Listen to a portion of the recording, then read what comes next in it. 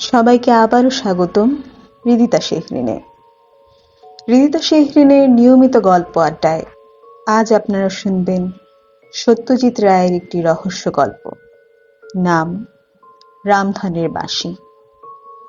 শুরু হচ্ছে রামধনের বাঁশি। লোকটাকে চেনা চেনা লাগায় আর একটু কাছে গিয়ে একটা গাছের আড়াল থেকে তাকে দেখল রামধন। দেখেই তার বুকের ভেতরটা হিম হয়ে গেল। 10 বছর পেরিয়ে গেলেও চিনতে কোনো অসুবিধে নেই। এ তো সেই খগেশ বাবু, খগেশ খাস্তগির। পুরনো ইট পাথর নিয়ে ঘাঁটাঘাঁটি করেন। খগেশ বাবুর সঙ্গে ছিলেন বকুলতলার সত্যপ্রকাশ বাবু। তিনি বলছিলেন, কই তেমন বদনাম তো কেউ দেয়নি এ বাড়ির। ভূত টুত তো এই তল্লাটেই নেই মশাই। আপনি দুটো রাত এখানে অনায়াসেই থাকতে পারেন। আর সঙ্গে যখন চা করে এনেছেন তখন ভাবনা কিসের? আপনি তো এদিকে এসেছেন আগে, দেখেছেন তো কি চমৎকার সব মন্দির, সব 150-200 বছরের পুরনো। আমাদের গায়ে তো বড় কেউ একটা আসে না। আপনি একদিন বাদে এলেন, এ আমাদের পরম ভাগ্যে। এতদিন পর মানে 10 বছর। রামধনের মেজ কাকার বন্ধু খগেশ খাস্তগির। ভদ্রলোক কলকাতায় থাকেন, প্রত্নতত্ত্ব না কি যেন চর্চা করেন। তার জন্যই বার কয়েক এই জামহাটি গাঁয়ের 150-200 বছরের পুরনো পোড়া ইটের মন্দির দেখে গেছেন। সেই নিয়ে তার কিছু লেখাও কাগজে বেরিয়েছে মাঝে মাঝে। খগেশবাবুর এই কাজ নিয়ে রামধনের মনে কৌতূহল জাগলেও সেই নিয়ে কোনোদিন কিছু বলার সাহস পায়নি। বাপরে বাপ, যা লোক! একটা ঘটনা সে কোনোদিনও ভুলতে পারবে না। একবার খগেশবাবুর একটা পাথরের মূর্তি রামধন তুলে নিয়ে দেখতে গিয়ে সেটা হাত থেকে ফেলে দিয়েছিল।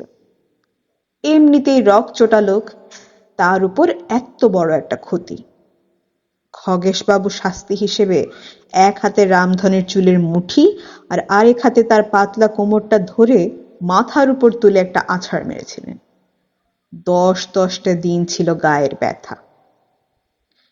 রামধন ছিল বরাবরই অত্যন্ত নিরীহ মেজাজের লোক। খগেশবাবু যখন প্রথমবার তাদের বাড়িতে এসেছিলেন তখন রামধনের বয়স মাত্র 17।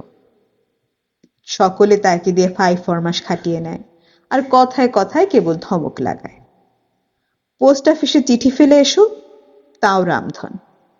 বিশু জ্যাঠাকে স্টেশনে পৌঁছে দিয়ে এসো, তবুও রামধন। বাদলা হয়েছে, কেষ্টর দোকান থেকে পেঁয়াজু নিয়ে এসো, তাও রামধন। ফলে রামধনকে সর্বদাই তটস্থ থাকতে হতো। পান থেকে চুনটি খসলে আর রক্ষে নেই।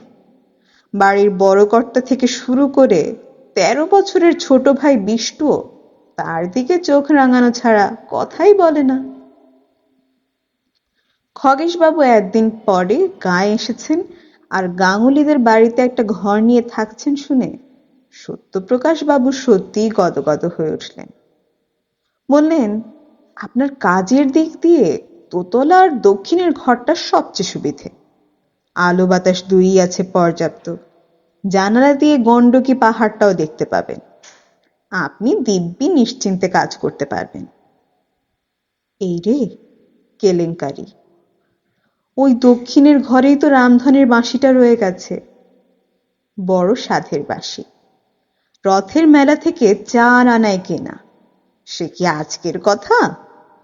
সেই বাঁশি রামধন গায়ের উত্তরের মাঠে গিয়ে একটা নোনা বাদাম গাছের তলায় বসে বাজায়। এইভাবে তার কত সময় কেটে গেছে।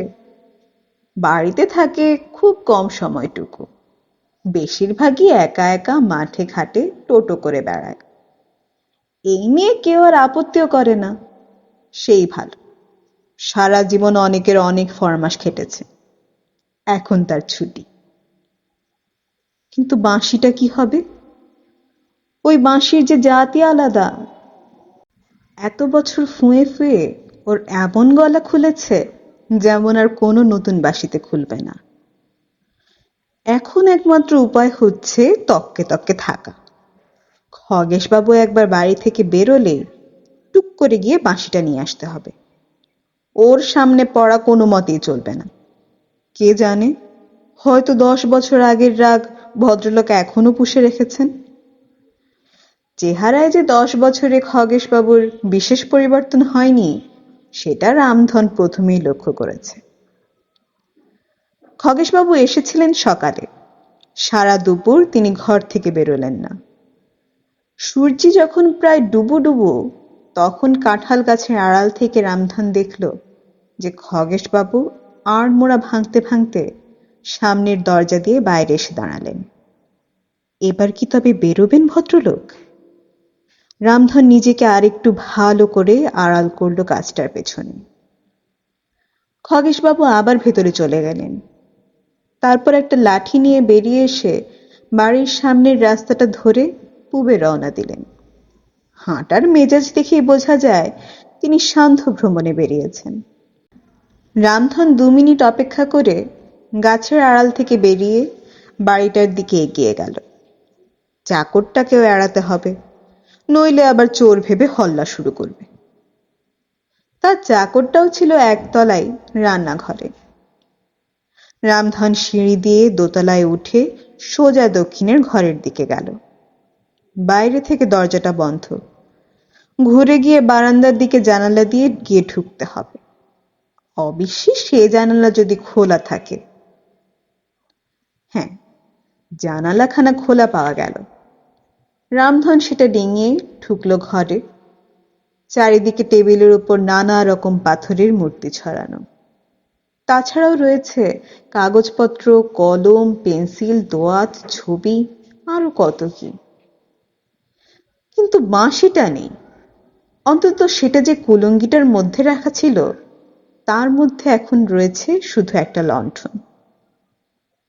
বাইরে মেঘের গর্জন। রামধন এখানে আসার আগেই দেখেছিল নৈঋত কোণে কালো মেঘ জমেছে। এখন মনে হচ্ছে সেই মেঘ একেবারে মাথার ওপর। ঝড়ও বইতে শুরু করেছে। বারান্দার জানালা দিয়ে কয়েকটা শিরীষ গাছের পাতা এসে ঢুকল। ঘরের মাঝে রামধন তখন হন্যি হয়ে বাঁশিটা খুঁজছে। খাটের নিচে, বালিশের নিচে, টেবিলের দেরাজে, ঘুলঘুলিতে, কোথাও নেই। এমন সময় হঠাৎ সিঁড়িতে একটা পায়ের শব্দ। রামধনের মনে কোনো সন্দেহ নেই যে খগেশবাবুই এখন ফিরে আসছেন বৃষ্টির উপক্রম দেখে। সেই 10 বছর আগের কথা মনে পড়ে রামধনের বুকের রক্ত আবার হিম হয়ে গেল। পায়ের শব্দ, বন্ধ দরজার দিকে এগিয়ে এলো। রামধন একবার মনে করলো যে বারান্দার দিকে জানালা দিয়ে পালাবে, কিন্তু কেন যেন তার শরীরে একটা অবশ ভাব। তাছাড়া তার বাঁশিটাও তো এখনো পাওয়া যায়নি। একটা মচ শব্দ করে দরজার তালাটা খুলল, আর তারপরই দরজাটা খুলে গেল। রামধন কাঠ হয়ে দাঁড়িয়ে আছে, যা আছে কপালে। কিন্তু যা হবে ভেবেছিল তা তো হলোই না, বরং হলো তার উল্টো। দরজাটা খুলে রামধনকে সামনে দেখে খগেশবাবুর চোখ কপালে উঠে গেল, আর তারপরে তিনি ভিড়মি খেয়ে শটান শুয়ে পড়লেন মেঝের ওপর। ঠিক সেই সময় তার কোটের পকেট থেকে রামধনের বাঁশিটা বেরিয়ে গড়িয়ে পড়ল মেঝের ওপর। রামধন সেটাকে তুলে নিয়ে খগেশবাবুর দেহ টপকে বাইরে এসে শটান সিঁড়ি দিয়ে নেমে গেল। সকলের কাছে আজীবন ধমক খেয়ে এসেছে বলে রামধন এটা বোঝেনি যে এখন তাকে দেখে খগেশবাবুর এই দশাই হবে। কারণ আজ থেকে 10 বছর আগে ঠিক আজকেরই মতো একটা ঝড়ের সন্ধ্যায় মাথায় একটা কদবেল প্রমাণ শিল পড়ে রামধন মাথা ফেটে অক্কা পায়। মেজাজ যতই ভারী কি হোক, চোখের সামনে রামধনের জলজ্যান্ত ভূতকে দেখে খগেশবাবু যে ভিড়মি যাবেন তাতে আশ্চর্যের কিছু নেই।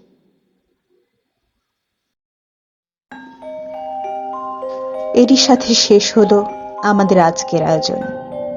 এতক্ষণ সাথে থাকার জন্য সবাইকে অনেক অনেক ধন্যবাদ। দেখা হচ্ছে পরবর্তী কোনো গল্পে। সেই পর্যন্ত সবাই ভালো থাকবেন, সুস্থ থাকবেন এবং হৃদিতা শেখরিনের সাথেই থাকবেন। গল্পটি ভালো লেগে থাকলে চ্যানেলটি সাবস্ক্রাইব করে রাখতে ভুলবেন না।